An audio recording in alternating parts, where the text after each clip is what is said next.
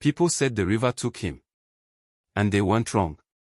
My brother, Kunle, was only 20 when he vanished. He was the strongest and the bravest in our village. He used to say that no river, no spirit, could ever make him afraid. But he'd always tell me, stay away from the river at night, Tond. There are things we don't understand. The river was a strange one. By day, it was calm, shimmering under the sun. But at night, it was different.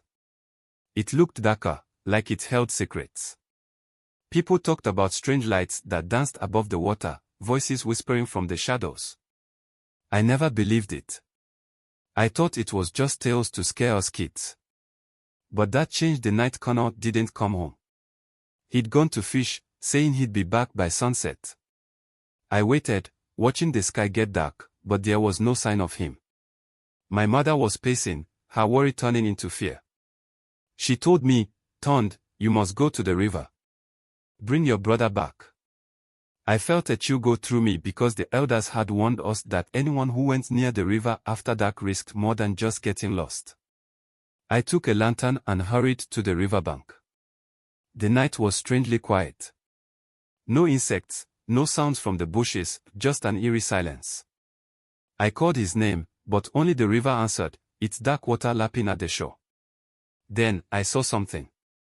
A flicker of light, like a small fire, floating over the water. It wasn't a reflection, it was moving slowly, gliding above the river surface. My heart pounded. I had heard about the lights before.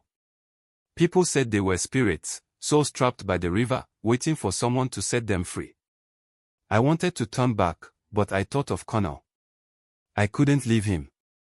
I followed the light, wading into the shallow part of the water. The lantern flickered, casting strange shadows. That's when I saw it, a figure, standing in the middle of the river. It looked like Kunle.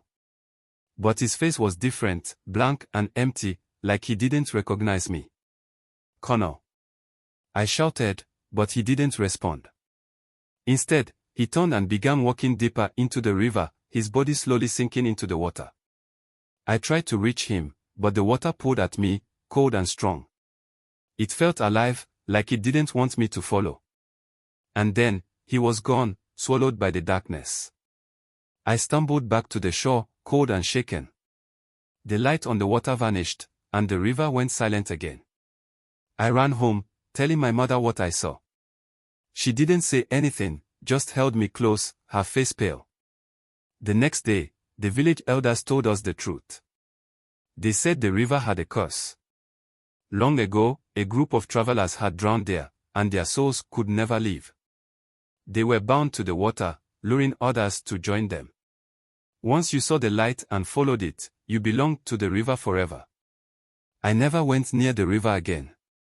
But sometimes, late at night, I think I see a flicker of light over the water, and I remember my brother. I remember the look on his face, empty and distant.